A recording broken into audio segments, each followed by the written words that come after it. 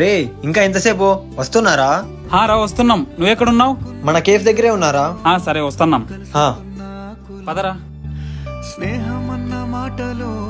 రే ఆగు, నా పనిలో ఇద్దరు మాత్రమే కూర్చోవాలి. సరే. అందమైన జీవితం పంచుకున్న దోస్తులం, బాధలెన్ని చేరినా షాషా ఇక్కడ్రా.